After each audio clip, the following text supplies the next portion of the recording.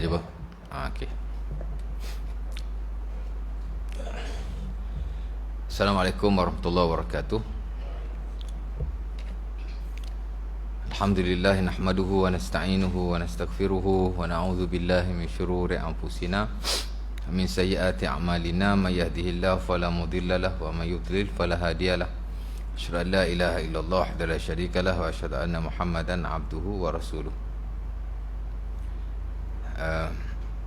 Alhamdulillah, kali ini kita akan sambunglah kuliah kita telah kita tinggalkan, dan kita masih dalam bab wudu, ujunglah ya. Itulah sunanul wudu, perkara-perkara yang disunahkan dan digalakkan ketika berwudu, perkara yang very preferable, maksudnya benda yang amat-amat disuruh dan dituntut lah, walaupun tidak wajib. Jadi hari itu kita berhenti dekat sunah wudu meniga-niga kan, meniga-niga.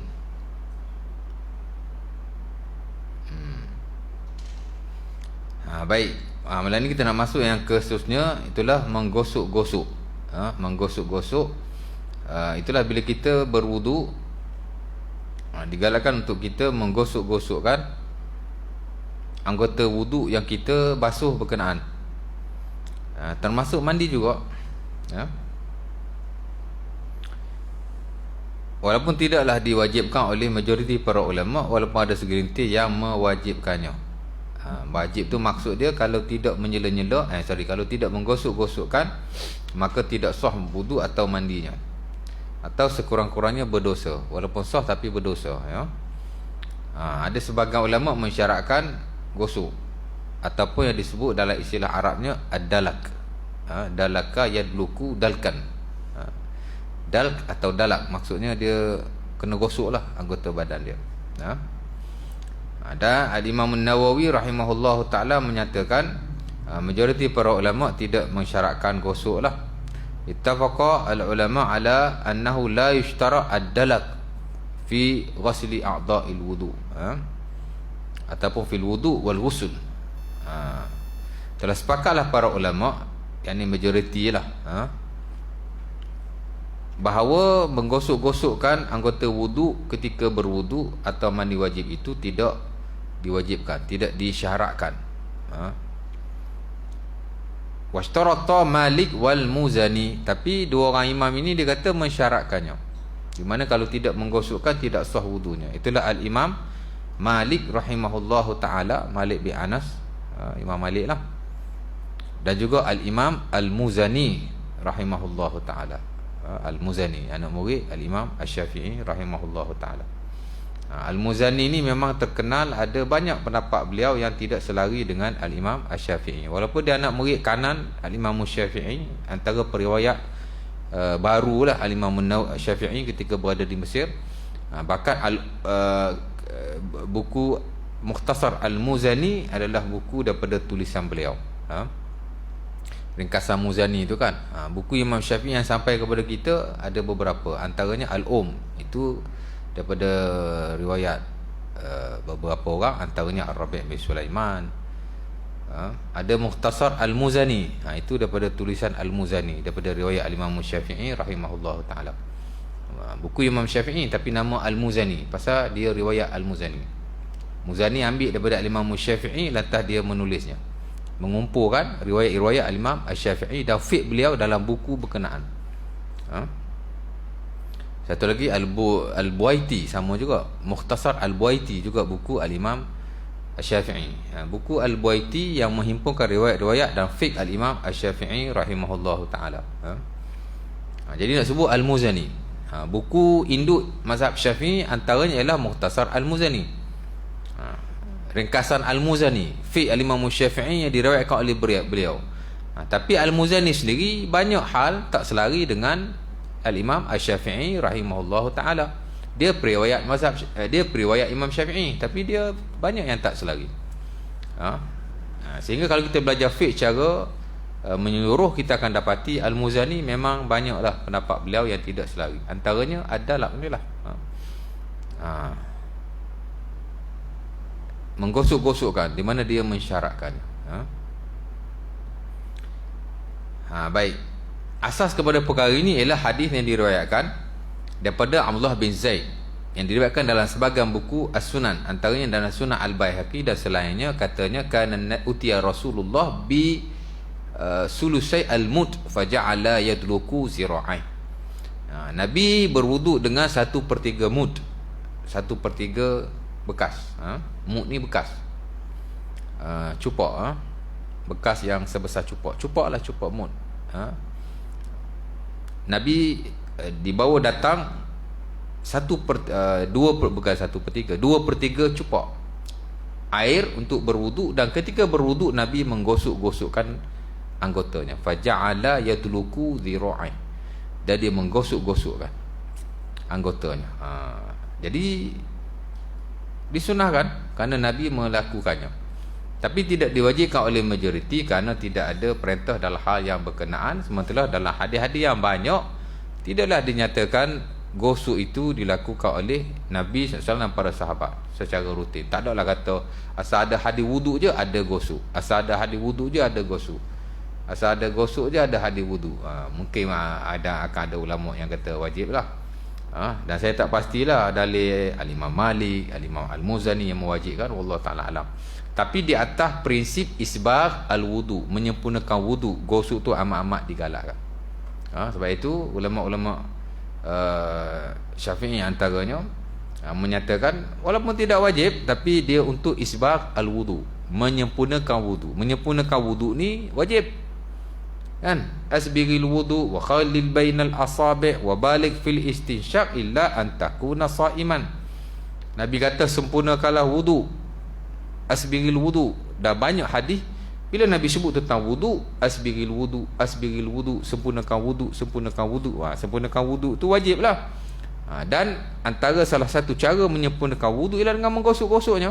Mungkin itulah dalil yang digunakan pakai oleh Al-Muzani dan Al-Imam Malik rahimahullahu ta'ala. Dan mungkin ada lagi penghujah-penghujah yang lain, tapi majoriti tidak mewajibkannya. Tapi amat-amat digalakkan. Dan memang dari sudut praktikal wudu pun, mana ada kita ambil wudu main curah air saja, tak gosok? Ada? Basuh muka curah air, tak gosok pun. Nak kata macam mana? Kan? Kalau tak gosok nak kata tu susah. Boleh kata, tak ada masalah. Betul tak? Basuh tangan curah je air atas tangan, tak gosok. Ada pernah buat gitu? Saya pun tak pernah buat. Dah jadi macam wajib kan? Tapi secara prinsipnya dalam fiqh dia tidak wajib. Walaupun kita sentiasa melakukannya, asal wuduk je mesti gosok, asal wuduk tu mesti gosok. Sementara untuk nak menyempurnakan wuduk, dan menyempurnakan wuduk adalah perkara yang mesti dah wajib dilakukan. Kemudian menyela janggut dan jari jemari. Jari tangan baik, jari kaki baik. Juga disunahkan oleh majoriti para ulama, walaupun tidak orang kata apa, tidak semualah yang mensunahkan, ada segelintir mewajibkan. Menyela janggut dan jari jemari ini kerana Nabi SAW dalam hadis diriwayatkan umpamanya dalam Sunan At-Tirmizi daripada Anas bin Malik, katanya tawadda'a an-nabi fa akhadha kaffan min ma' fa wada'ahu faja'alahu tahta hanakihi fa khallala bihi lihyatahu wa qala hakadha amarani rabbi. Kata Anas bin Malik, Nabi berwudu, kemudian Nabi ambil satu kaffan min ma', satu kaf ni tapak tangan lah, mana Nabi tak ada air, Nabi ambil satu air di tapak tangannya. Kemudian Nabi letak di bawah dagunya, hanakihi. Al-hanak ialah bahagian bawah janggut lah. Ambil air letak gitu. Wa khallala bihi lihyatahu. Kemudian dia tahlil. Istilah Arab kalau menggosok tadi dia panggil dalak, adalku. Kalau menyela janggut dan jari dia panggil tahlil. Tahlilul asabi' war rijlain wa tahlilul lihyah. Tahlil ni ada dua, menyela-nyela ni ada dua, satu janggut, satu jari jemari. Jadi Anas bin Malik kata, saya sebut janggut dulu, nanti saya sebut pasal jari. Anas bin Malik kata Nabi SAW bila berwuduk, Dia ambil air satu genggamannya, kemudian dia meletakkan di bawah dagunya, kemudian dia mentahhlilkan janggutnya. Macam mana mentahhlilkan itu?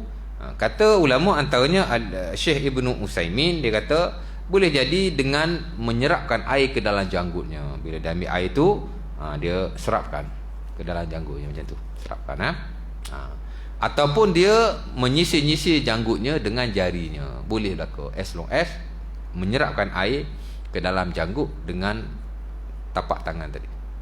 Takhlil mana bawa air tak sini. Boleh gosok-gosok kan, dan boleh dengan jari jemari kal mishti katanya. Seumpama kita sikat rambut lah, sikat. Baik. Itu dari sudut janggut lah. Sebagai ulama kata wajib, walaupun tidak majoriti kata sunnah. Yang kata wajib tu pasal apa? Pasal ujung tu Anas bin Malik kata, Nabi kata hakaza amarani rabbi, beginilah Allah Ta'ala memerintahkan aku, beginilah Tuhanku menyuruhku. Hakaza amarani rabbi. Ada perkataan amar. Jadi amar ni suruh, asal-asal suruh tu wajib. Jadi dia kata wajib. Antaranya Al-Imam Asy-Syaukani rahimahullahu ta'ala dalam Nailil Awtar, tak silap saya, dia juga mewajibkannya. Sementara di atas prinsip isbagh al-wudu, menyempurnakan wudu juga ya. Macam itulah lebih kurang. Yang kedua ialah takhlil al-asabi', mentakhlilkan jari, sama ada jari tangan atau jari kaki.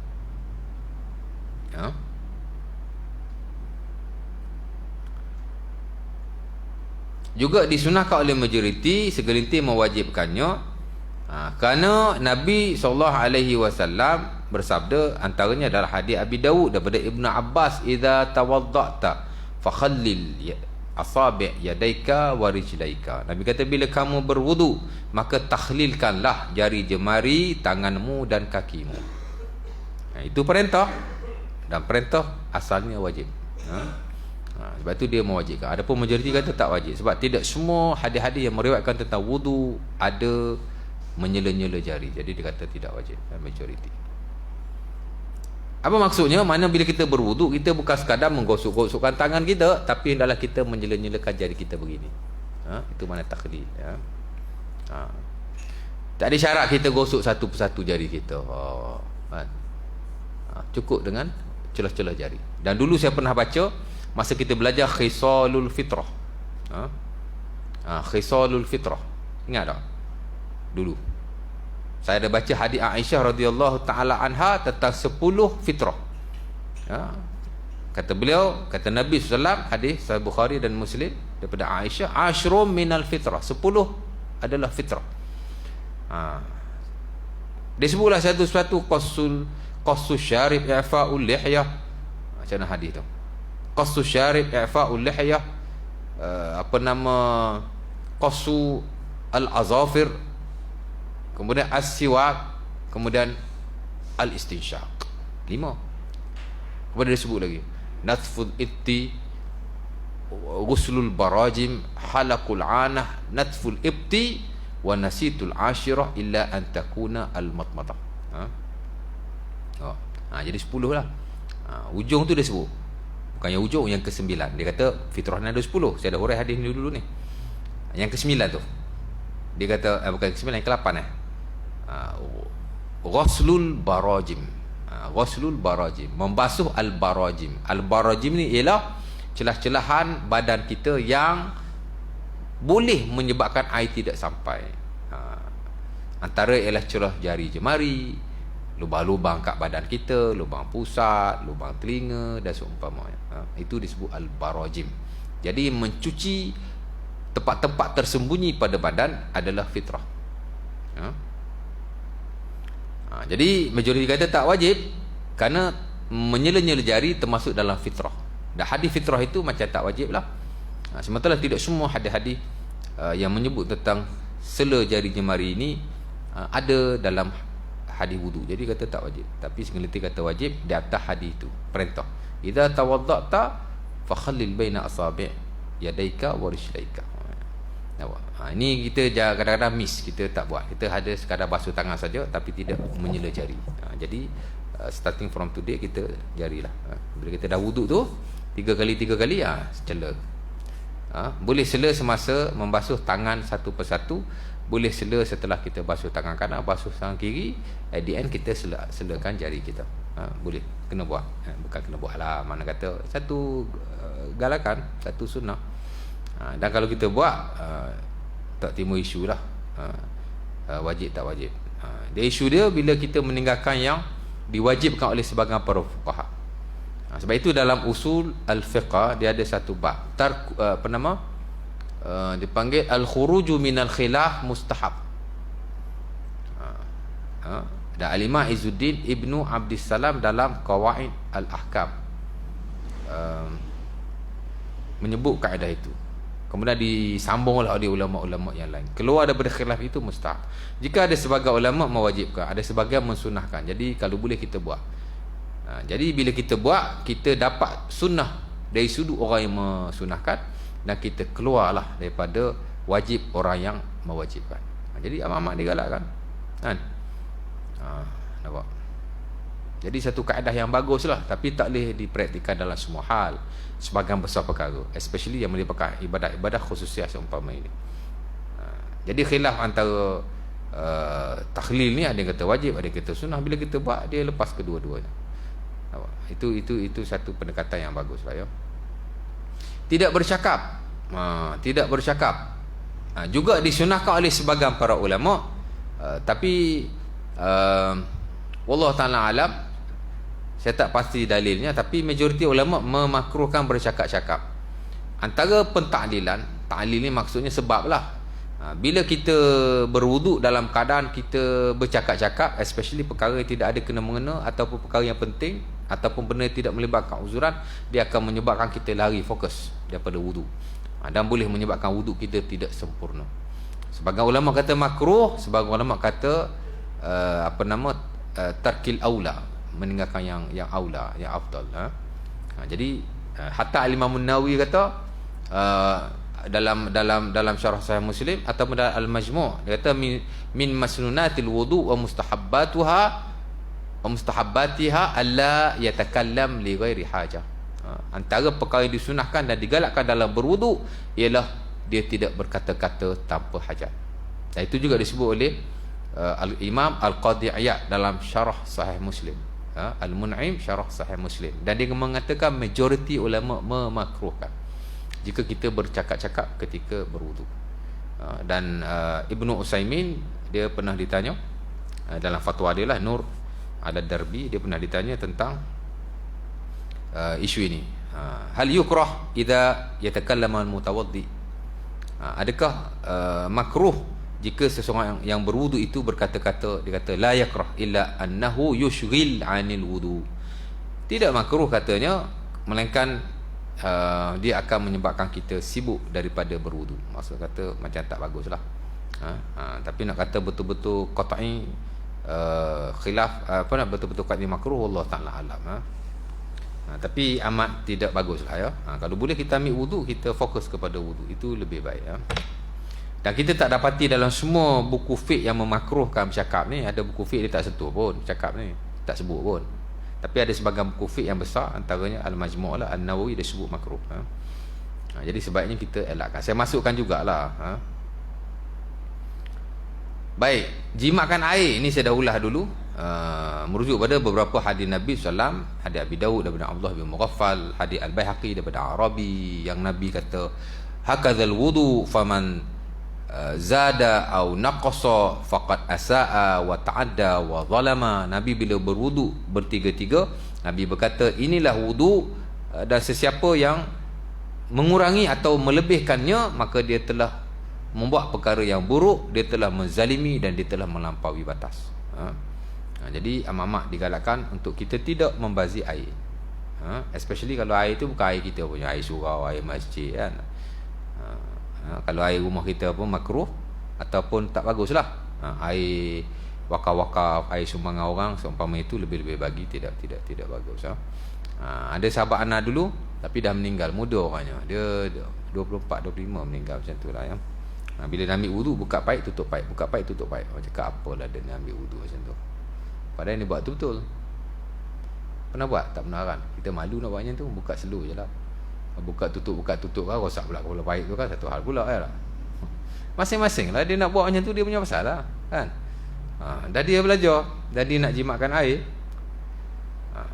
saya surau kan, jimatlah sikit.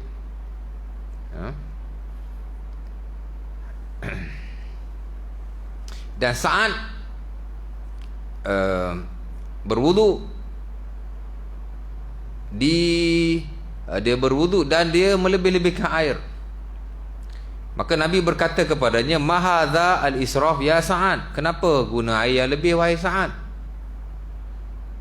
Dan Sa'ad berkata pada Rasulullah, afil wudu israfun ya Rasulullah, ataupun israfun ya Rasulullah, adakah pada wudu ini ada berlebih-lebihan? Wudu mungkin membazir juga kok. Ambil wudu ni biarlah air lebih sikit pun kan.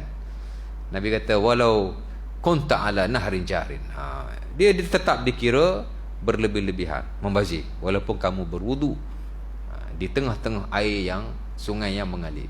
Kalau usahakan kamu berwudu di tempat kamu ni, kalau kamu berwudu di tengah-tengah sungai pun mengalir air banyak, tapi kalau kamu berlebih-lebihan basuh sampai 4-5 kali, dikira membazir juga. Nabi kata sampai tahap tu. Pada air sungai je pun yang kita wudu, masuklah sungai balik. Dan air sungai tak luar pun, boleh kurang ke air sungai dengan sebab wudu? Tak kurang. Tapi Nabi kata wudu dikira membazir juga tu. Dan itu riwayat Imam Al-Baihaqi, apa nama, Abi Daud tak silap saya, Abi Daud ada ke tidak. Tapi kisah tu amat masyhur lah. Nabi menegur Sa'ad kerana berwudu secara berlebih-lebihan. Cedup air dengan tangan kanan. Ini of course lah. Kerana wudu adalah ibadah, dan ibadah kita digalakkan menggunakan tangan kanan. Ini dulu pun saya pernah ulas. Banyak hadis-hadis tentang tangan kanan. Hadis yang paling penting adalah hadis Aisyah. Kerana Nabi wajibu tayammun fi tana'ulihi wa tarajjulihi wa tuhurihi fi sya'nihi kulli. Dan saya Muslim kata Aisyah, Nabi suka menganan-anankan ketika baginda memakai selipar, ketika baginda menyikat rambut, ketika baginda bersuci, dan dalam sebahagian besar urusan baginda. Tidak semualah, tapi sebahagian besar urusan baginda. Hatta Al-Imam An-Nawawi dalam syarah Sahih Muslim dia kata wa qa'idatu syar'il mustamirrah al-bada'a bil yamin fi babit takrim fi kulli syai' min babit takrim wa tazayyun. Kata Imam An-Nawawi dah menjadi satu kaedah syarak yang terkenal dan berterusan bahawa kita amat digalakkan menggunakan tangan kanan dalam hal-hal yang baik, min babit takrim wa tazayyun, perkara-perkara yang elok, perkara-perkara ibadah dan seumpamanya. Wa makana bi diddiha yastahabul at-tayassur, dan kalau selain daripada itu maka kita buatlah dengan tangan kiri. Perkara tidak elok, nak basuh berak, nak basuh kencing, nak pegang kemaluan, hatta kita nak mencuci najis atau seumpamanya, amat digalakkan menggunakan tangan kiri. Cuma kalau gosok gigi tu saya sebut dulu ada khilaf, tangan kanan tangan kiri. Sama juga nak basuh hidung kita guna tangan kanan ke tangan kiri? Bila kita berwudu, masuk air ke dalam hidung, masuk air dalam mulut dengan hidung tu kan, kita guna tangan kanan ke tangan kiri? Ada sebagian ulama kata tangan kanan, because wudu adalah ibadah kanan lah kan. Masuk ke mulut terus ke hidung, buang, masuk ke mulut terus ke hidung sekali kan, itu lebih baik. Saya dah ulas dulu ya. Ada sebagian ulama kata kiri, pasal hidung ni tak bagus, mulut dia buang kotoran, hidung pun ada kotoran, kiri. Ada sebagian ulama kata masuk tangan kanan, keluar tangan kiri. Sama juga Ibnu Utsaimin bila menyebut perkara itu dalam bukunya Asyarul Mumti', dia kata al-amru wasi', perkara ini luas, boleh mana-mana, tak ada masalah. Kerana sebagian ulama kata begini, sebagian ulama kata begini, dan alasan mereka itu bagus. Yang kata tangan kanan sebab ibadah, bagus juga. Yang kata tangan kiri sebab adha, merujuk kepada hadis yang diriwayatkan dalam Sunan Ibnu Majah daripada Ummu Salamah, di mana Nabi tangan kanan kanat yaminu Rasulillah li tahurihi wa ta'amihi wa syarabihi, wa kanat yasaruhu li ghairi zalik wa makana min adha. Kata Ummu Salamah, Nabi tangan kanan dia untuk makan, untuk minum, untuk bersuci. Untuk kiri selain daripada itu dan perkara-perkara yang adha, perkara-perkara yang kotoran, najis dan seumpamanya. Jadi betul juga yang kata tangan kiri. Yang kata masuk tangan kanan, keluar tangan kiri, itu juga alasannya pun. Jadi tak ada masalah. Selesa hak mana buatlah. Kan? Baik. Tak pastilah yang betul-betul sunnahnya macam mana. Yang zahirnya kesemua itu adalah sunnah, insya-Allah taala. Ini bukan furuk yang kecil-kecil lah ya. Kemudian menjimatkan air menghadap kiblat sama juga. Antara termasuk dalam hayat al-wudu. Sunnah-sunnah kecil. Boleh tak kata sunnah-sunnah kecil? Tak boleh. Nanti orang salah faham pula. Ada sunnah besar, ada sunnah kecil. Sunnah sama je pun. Mana hayat, mana tidak adalah hadis yang betul-betul menyuruh ataupun menunjukkan Nabi bila nak berwuduk je hadap kiblat. Nak berwuduk hadap kiblat. In spesifik dia tak ada. Tapi di atas umum menghadap kiblat ni bagus. Antaranya hadis Ibn Abbas dalam Al-Hakim, Mustadrak ala Syaikhain. Banyak ulama menggalakkan perkara-perkara ibadah yang kita lakukan walaupun tidak ada nas secara spesifik. Nak berzikir kepada Allah, sunat hadap kiblat. Ada dalil nak berzikir hadap kiblat, in spesifik. Allah Ta'ala alam, tahu saya tidak ada. Nak baca Quran, nak buat apa-apa, kalau nak buat ibadah yang mensyaratkan hadap kiblat tu, of course lah, nak sembahyang sunat kenalah hadap kiblat. Tapi ibadah-ibadah yang in spesifik tak ada sebut hadap kiblat pun. Tapi di atas umum hadap kiblat ni bagus. Jadi seboleh-bolehnya kalau kita boleh hadap kiblat, hadap kiblat selagi mana tidak takalluf, tidak menyusah-nyusahkan. Ambil wuduk bagus hadap kiblat, sebagai ulama menggalakkan. Tapi kalau paip tu duduk menghadap ke bukan kiblat, tak payahlah nak susah-susah hadap kiblat pula, ya tak? Kok semua benda nak hadap kiblat. Kadang-kadang benda tu bukan ibadah pun, nak makan nak hadap kiblat, nak minum nak hadap kiblat. Susah juga, ya tak? Ada benda kita pilih untuk hadap kiblat, especially yang berhubung kait dengan ibadah, dan tidak ada takalluf dalam urusan itu. Kerana Nabi SAW bersabda, khairul majalis istiqbal al-qiblah. Sebaik-baik majlis ialah menghadap ke arah kiblat. Sebab itu, kalau kita boleh hadap kiblat, kita usahalah ke arah itu. Tapi kalau tidak boleh, tidak ada masalah. Jangan semua nak hadap kiblat. Tapi tak dinafikan ibadah-ibadah seperti membaca Quran, zikrullah, berwudu, amat-amat digalakkan dan disunahkan oleh sebagian para ulama menghadap ke arah kiblat. Cedok air tangan kanan, samalah datang perisyik tadi, guna tangan kanan. Doa selepas wudu, ini pun masyhur, di mana Nabi SAW selepas berwudu dia berdoa lah. Dan ia merujuk kepada hadis yang diriwayatkan dalam Sahih Bukhari dan Muslim daripada Umar Al-Khattab, ataupun Muslim, Sahih Muslim saja, daripada Umar Al-Khattab, di mana katanya Nabi SAW bersabda, ma minkum min ahad yatawadda fa yusbigh al-wudu. Tidaklah seseorang itu berwudu dan dia menyempurnakan wudunya. Mesti bila sebut wudu je menyempurnakan wudu. Summa yaqul ataupun summa qala, kemudian dia berkata, asyhadu an la ilaha illallah wahdahu la syarika lahu wa asyhadu anna muhammadan abduhu wa rasuluh, futihat lahu abwabul jannati tsamaniyah yadkhulu min ayyiha sya. Nabi kata bila dia kata begitu, akan terbukalah pintu syurga yang 9 dan dia boleh masuk mana-mana pintu yang dia mahu. Ya, sebab itu bila kita berwuduk dengan sempurna dan kita baca doa ini, kata sebagian ulama, dia adalah sababun min asbab dukhul al-jannah. Dia adalah sebab untuk kita masuk syurga. Sebab tu fadilat wudu antaranya ialah boleh masuk syurga dengan wudu. Banyaklah antaranya dengan membaca doa selepas berwudu. Boleh masuk syurga tu. Nampak? Sebahagian riwayat lain ada tambahan, Allahumma ja'alni minat tawabin wa ja'alni minal mutatahhirin. Itu dalam Sunan At-Tirmizi, ada tambahan. Sebahagian kata sahih, sebahagian kata dhaif, wallahu ta'ala alam, tapi dalam buku-buku fiqh dinyatakan dan boleh kita baca insya-Allah taala. Dan ada tambahan juga dalam bukan ada tambahan, ada riwayat lain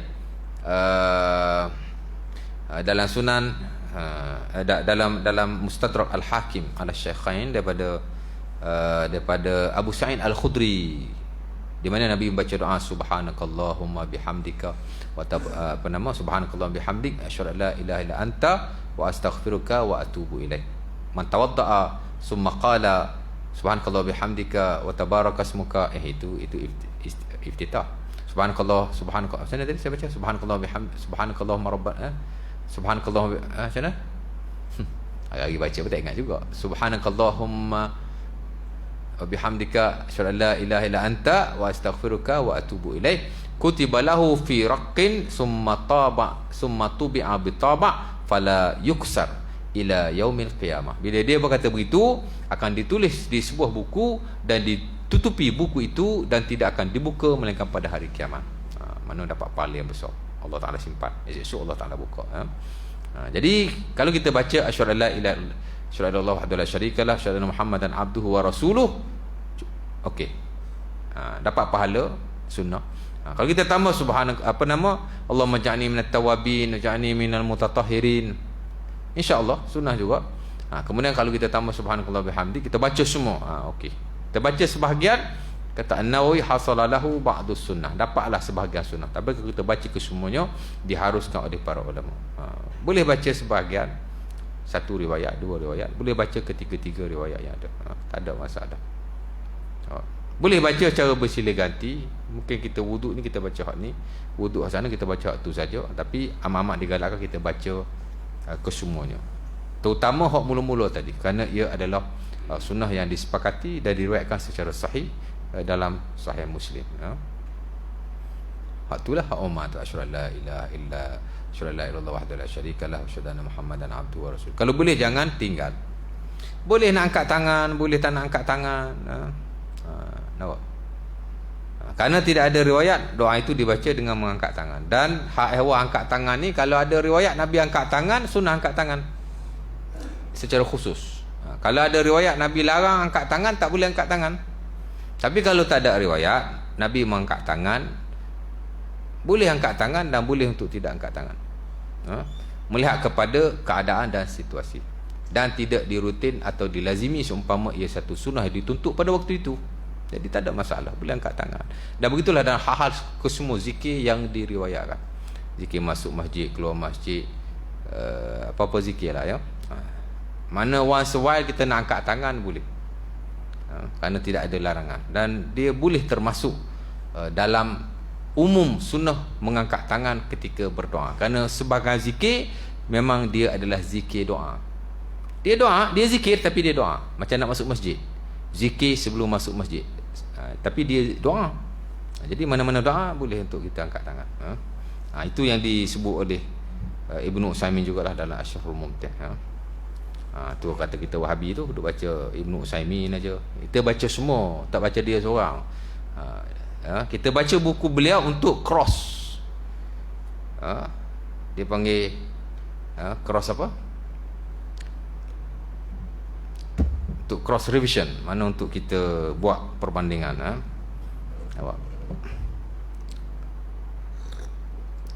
Kita pun selit-selit saja. Tak adalah asal mengajar fiqh je Utsaimin, asal mengajar fiqh je Utsaimin, asal Utsaimin je ajar fiqh. Ujung-ujung sebutlah nama beliau sekali-sekala, ya tak? Ini saya kuliah 2 tahun kat sini, 2-3 kali saya sebut nama dia pun. Kan? Pasal dia seorang yang faqih. Dia seorang min masyaikh al-asr, salah seorang guru daripada guru-guru zaman ini, min masyaikh al-asr, one of nowadays scholars, kita panggil di universiti lah. Dan dia bagus, dan dia mu'tadil, dia ni very moderate. Siapa kata beliau straight, tu tak boleh, ni tak boleh? Tak ada. Dia very mu'tadil, dia ni very moderate. Saya baca beberapa buku beliau buat rujukan, Asy-Syarhul Mumtah, baca Muzakkir al-Fiqh, dan baca buku-buku fatwa beliau. Dia ada Majmu' Fatawa Ibnu Utsaimin. Dia very moderate.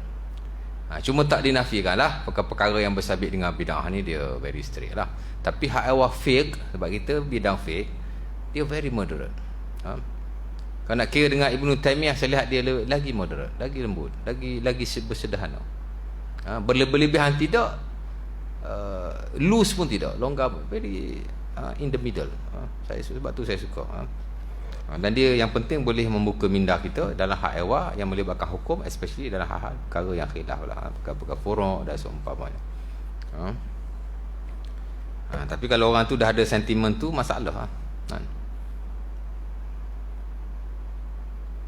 Dulu ada seorang lah, kalau sebut nama mungkin kenal lah dia. Dia pendakwah, selalu keluar TV. Saya dulu dapat tauliah, dia yang interview saya. Sebab dia panel dakwah Jais. Jadi bila interview tauliah ni, seorang orang Jais, seorang panel apa, panel-panel yang dilantik daripada luar. Dia yang interview saya masa untuk tauliah dakwah ni kan. Masa untuk dapat tauliah tu, jadi dia pasal dia panel bidang dakwah. Dia pun ada karang buku, banyak dia karang buku kan. Kalau nak dia kira dia ni, dia bidang dakwah, dia tak ada kena-mengena dengan sunnah, bid'ah, fiqh apa, tak ada. Dia bidang dakwah. Cuma bila dia karang buku, dia petik jugalah kalam Ibnu Taimiyah, Ibnu Qayyim. Pasal dia ada kalam-kalam yang bagus, orang tuduh dia juga kan. Kadang yang tuduh tu satu geng dengan dia tu, sama-sama dalam panel dakwah. Siap tulis dalam post Facebook, member satu kapal pun nak kena ni juga kan. Itu susah lah kalau dah jenis kan.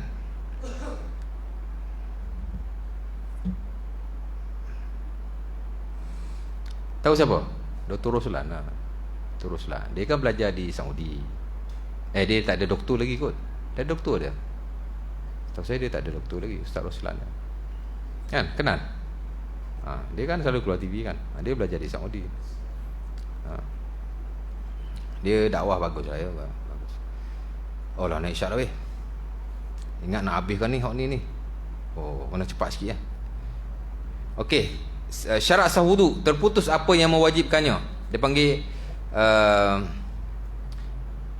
pasal apa saya tulis terputus apa yang mewajibkannya, bukan terputus apa yang terputus apa yang mewajibkannya. Okey, syarat wajib, syarat sah wudu saya tulis sini ada 1 2 3 4 5 6, ada 7 ya. Pertama ialah terputus apa yang mewajibkannya. Tapi tidak semua ulama yang berkata sedemikian, hanya sebahagian saja. Maksudnya bila kita nak wudu, kita tak boleh orang kata apa, bila kita qada hajat umpamanya. Kalau kita wudu, dia kata tak sah, mesti qada hajat dulu. Dan ini yang distandardkan dalam mazhab Hanafi. Dia panggil qat'u ma yujibul wudu. Maksudnya memutuskan apa yang mewajibkan wudu. Maksudnya bila dia qada hajat, dia kena basuh dulu dia punya kemaluan, baru dia boleh berwudu. Kalau dia berwudu dalam keadaan dia masih ada benda yang mewajibkan, dia tidak sah wudunya. Tapi sekian majoriti tidak mewajibkannya, termasuk standard dalam mazhab Syafi'i. Mana kalau kita tak basuh kencing, kita terus berwudu, and then after itu, selepas itu kita baru basuh kencing, mana dia kata tak ada masalah, as long as kita tak sentuh kemaluan kita. Dia sebut qat'u ma yujibul wudu. Maksudnya kena selesaikan dulu perkara-perkara yang pasal kencing ni hadas, betul tak? Dan bila kencing diwajibkan basuh, kena settle dulu hak tu. Berak pun sama, baru sah wudunya. Kalau tidak sah.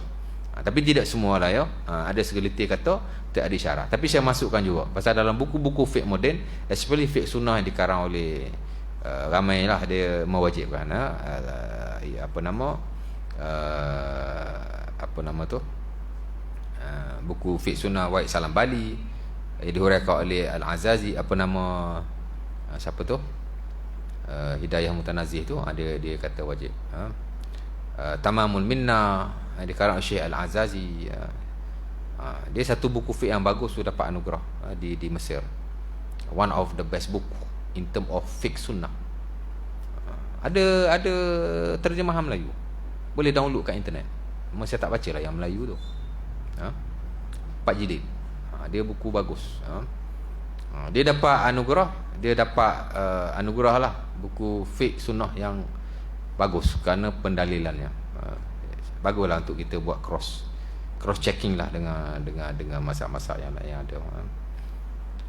Okey, yang kedua, Islam.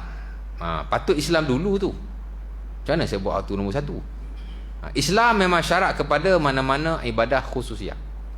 Wudu tidak sah menekan di kalangan orang-orang Islam. Dan sebagian ulama kata jika orang bukan Islam berwudu, jika orang bukan Islam berwudu dalam keadaan dia percaya kepada Islam, jadilah Muslim. Muslim dah tu. Ini disebut dalam mazhab Hanafi melalui buku yang saya baca. Idza tawadda al-kafir hal sara musliman, qala ba'dul ulama sara musliman wa qala al-ba'du la yasiru musliman. Jika seorang kafir itu berwudu, adakah dia menjadi muslim? Sebagian kata jadi muslim. Pasal wudu ibadah. Bila dia buat ibadah jadi muslim. Tapi sebagian kata tidak jadi muslim lah. Kerana al-wudu ibadah wal kafir laisa min ahliha. Ini kata Ibnu Utsaimin. Ibadah adalah mesti orang Islam, kerana orang kafir bukan ahli ibadah. Orang kafir kalau wudu pun tidak sah, kalau dia semayang pun tidak sah, kalau dia puasa pun tidak sah, kerana ini ibadah-ibadah khususiyah. Islam menjadi syarat. Banyaklah dalil-dalilnya, ayat Quran. Allah Ta'ala sebut dalam surah At-Taubah ayat 54. Dalam mana-mana syarat sah ibadah yang kita belajar, lah wudu baik, lah semayang baik, lah puasa baik, lah haji baik, apa-apalah syarat ibadah. Dalil utama yang digunakan oleh para ulama ialah surah At-Taubah ayat 54. Wa ma tuqbal minhum nafaqatuhum illa an kafaru billahi wa rasulih. Allah Ta'ala kata orang yang kufar, orang yang tidak beriman, jika dia sedekah, Allah Ta'ala tidak terima sedekah mereka. Kalau orang bukan Islam nak derma kat kita, kita boleh ambil, tidak haram sama sekali. Tapi Allah Ta'ala tak terima sedekah dia. Jadi kata para ulama, wa in kana Allah la yaqbal minal kafir as-sadaqah wa nafu'aha muta'addin wal ibadah min babi aula. Dia kata kalau ibadah, kalau sedekah Allah Ta'ala tak terima, sedekah bukan ibadah khususiyah, dan manfaatnya itu melangkau, dan orang boleh terima. Orang bukan Islam nak sedekah kita boleh terima, tapi Allah Ta'ala tak terima, dia tu tak ada pahala, maka ibadah terlebih-lebih lagi. Walaqad uhiya ilaika wa ilal ladzina min qablika la in asyrakta la yahbatanna amalu. Ayat yang kedua yang menjadi hujah yang kuat ialah surah Az-Zumar ayat 65. Kita belajar fiqh, dua ayat ni kita mesti ingat pasal dia melibatkan syarat ibadah. Dan kita akan jumpa dalam mana-mana syarat ibadah. Belajar bab semayang, syarat sah semayang, jumpa lagi. Syarat sah mandi, jumpa pasal dia Islam. Dan inilah dalil terbesar, di mana kata Allah telah diwahyukan kepada kamu wahai Muhammad dan kepada nabi-nabi terdahulu, jika kamu syirik kepada Allah, maka akan hancurlah seluruh amalanmu, mana tidak ada nilai di sisi Allah Subhanahu wa taala. Jadi orang yang syirik, dia semayang pun tidak ada pahala baginya dan tidak sah ibadah. Bukan tak ada pahala saja, kan? Macam sedekah tadi, dia sedekah kat kita, sedekah dia kita boleh ambil, tapi dia tidak berpahala di sisi Allah Subhanahu wa taala. Tapi yang ibadah pasal dia individu, dia ibadah individu. Jadi Allah Taala awal tadi tidak terima dan tidak sah, kerana tidak ada keislaman. Kata Islam ni macam lesen lah, lesen. Macam apa-apa pun kena ada buku akaun, kan? Ini Dr. Abdul Basit, Pondok Sungai Durian kat Kelantan, kan? Dia ilmuwan Kelantan lah kita kata. Saya esok jadi mufti insyaAllah lah. Dia kata perumpamaan ni, bukan dia kata lah, atuk dia kata, perumpamaan orang bukan Islam yang berbuat kebaikan, tapi tak ada pahala di sisi Allah. Umpama orang nak simpan duit lah, kan? Kalau dia tak ada buku akaun, dia nak simpan duit macam mana, nak letak kat mana duit tu, contoh macam tu. Ini kena buka buku akaun dulu, macam tu lah lebih kurang. Baik, Islam ya. Kemudian berakal. Berakal juga syarat sah kepada ibadah, di mana kalau orang tidak berakal, tidak sah ibadahnya. Apa maksud berakal? Maksudnya dia tidak gila atau hal-hal yang seumpama itu. Di atas hadis Nabi SAW yang diriwayatkan daripada Aisyah, daripada Ali bin Abi Talib dan Sunan Abi Daud dan selainnya, kata Nabi, rufi'al qalam an salasah. 3 golongan ni tidak dipertanggungjawabkan, diangkat pena daripada Allah. Pertama, as-sabi hatta yahtalim, budak-budak sehingga dia balik.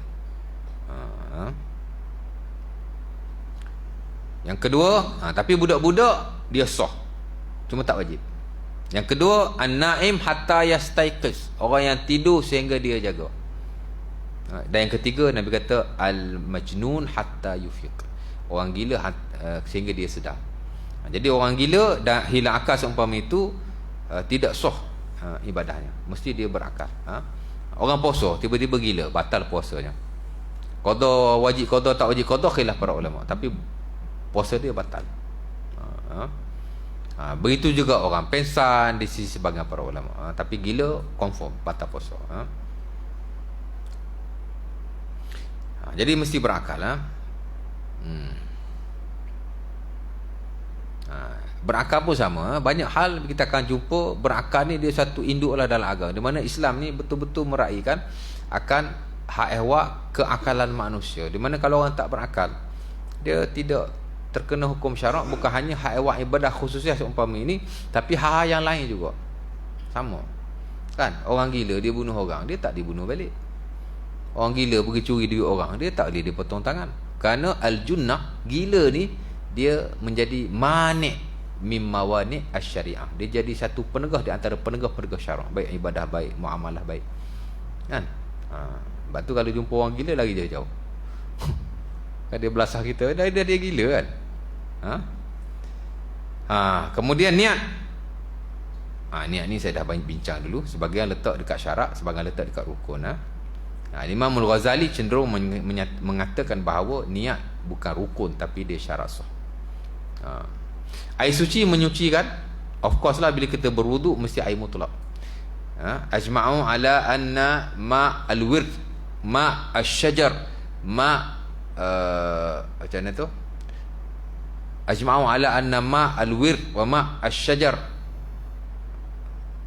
Kata Ibn Muzir dalam bukunya Al-Ijma', telah sepakat dan ijma' para ulama, air pokok-pokok, air bunga-bunga, ma'u za'faran, air za'faran, tidak boleh dijadikan untuk berwudu.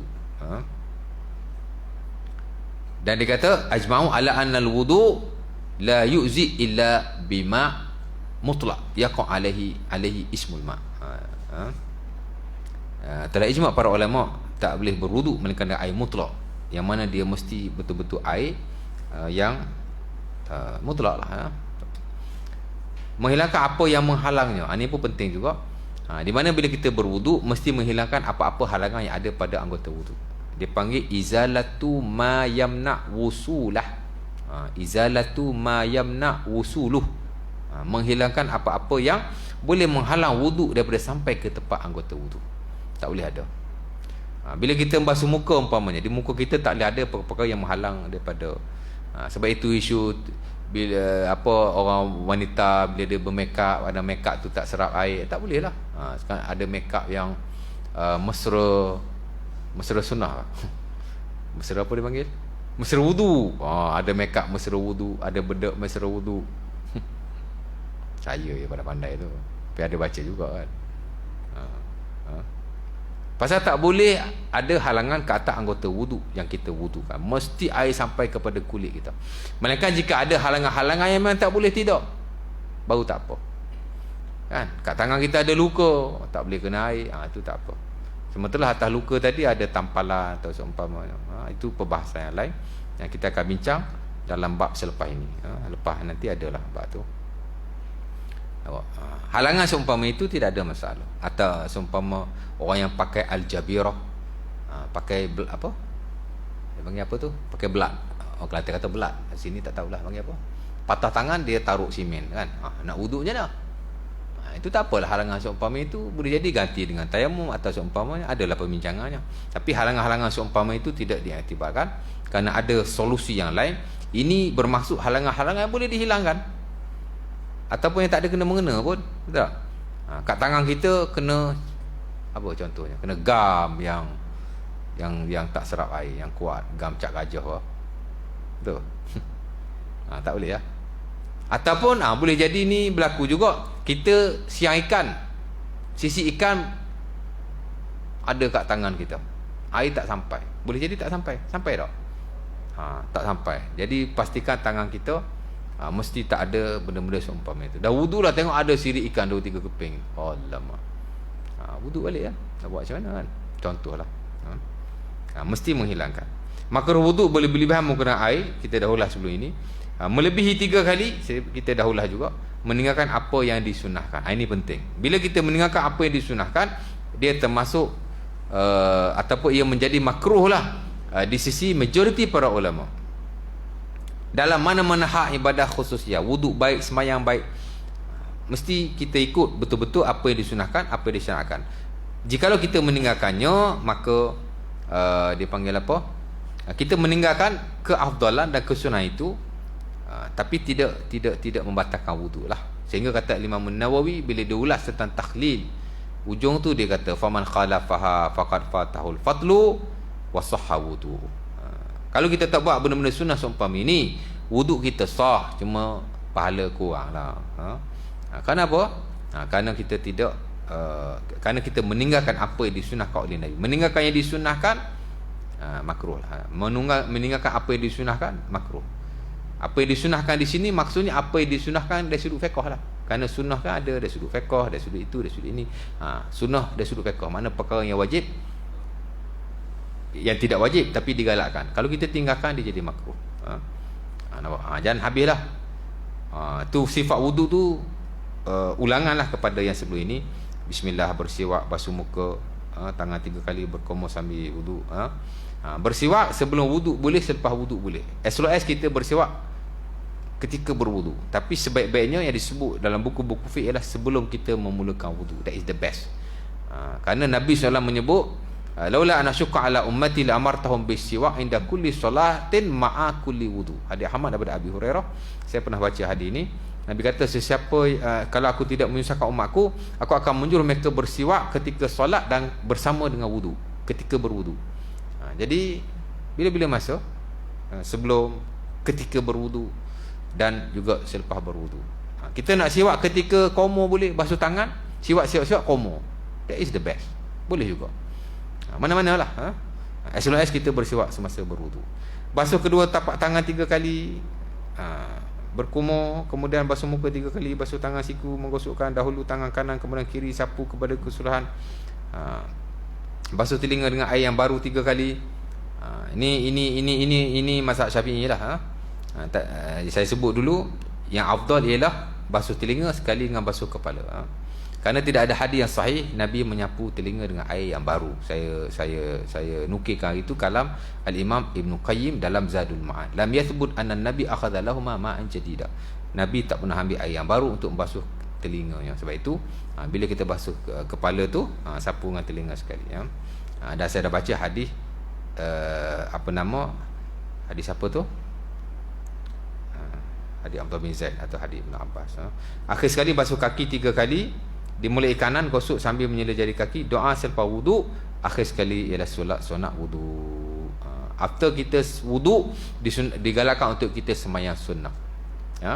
Al-Imam Al-Baydawi rahimahullah dalam buku fiqh beliau yang saya baca, sunnah wuduk itu as long as kita bila kita berwuduk tak ada syarat lepas tu kita wuduk terus. Dia ni baik open sikit dalam hal ni.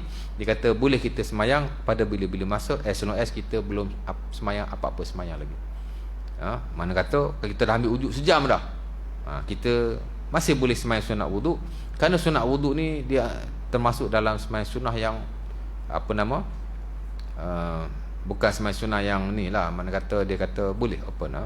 Tapi saya tak nafi, majoriti para ulama menggalakkan selepas wuduk kita terus semayang. Dan apa-apa semayang selepas berwuduk hak sunnah, dia sudah termasuk sunat wuduk. Kan? Kita masuk masjid, ambil wuduk dulu. Jadi ada 2 dah situ. Kita boleh semayang tahiyatul masjid, kita boleh sunat wuduk. Kalau kita semayang sunat wuduk, termasuk dah tahiyatul masjid. Kalau kita semayang tahiyatul masjid, termasuk dah wuduk. Kalau kita niat dua-dua, 2 in 1, aku semayang sunat tahiyatul masjid dan sunat wuduk. Allahu Akbar. Contoh macam itulah. Boleh juga para fuqaha mengharuskan sebahagian daripada. It's very open. As long as after wuduk kita ada semayang kita lakukan. Yang hatta kalau semayang wajib bahkan. Baru masuk masjid dah qomat. Tak ada nak semayang sunat tahiyatul masjid tu kan. Semayang wuduk. Kata Imam Nawawi terhasil pahala semayang, tapi tidaklah perfect. Kerana dituntut semayang tahiyatul masjid adalah semayang yang sunnah, yang mutlak, yang bukan wajib. Tapi dah kita sampai masjid dah qamat, kita semayang, dapat pahala juga insya-Allah taala. Kerana yang dituntut ialah semayang selepas wudu. Dan pada waktu itu dah semayang wajib, nak buat macam mana? Cuma adalah ulama kata ganti baca subhanallah walhamdulillah 7 kali 5 kali macam tu. Tapi sebagai ulama kata tak sunnah lah, pasal tidak ada dalil lah. Cukup dengan kita semayang walaupun dengan solat yang wajib. Sebaik-baiknya after kita wuduk terus semayang. Tapi sebahagian mengharuskan selagi mana kita tak batal wuduk dan kita masih belum melakukan semayang-semayang yang wajib lah. Jadi tak ada masalah. Habislah buat wuduk ya. Lepas ni kita masuk al-mashu alal khuffain. Sapu di atas khuf. Dia satu bab yang menarik juga. Dan insya-Allah taala. Tapi tidak banyaklah perkara yang bersabit dengannya. Ada nak tanya apa-apa? Cukup tu. Isyak dah. 10 minit dah isyak. Ada soalan? Simple question, simple answer. Tak ada insya-Allah taala. Setakat ni dulu. Aku qauli hadza, assalamualaikum walakum, assalamualaikum warahmatullahi wabarakatuh. Tutup majlis dengan tasbih kafarah dan surah Al-Asr.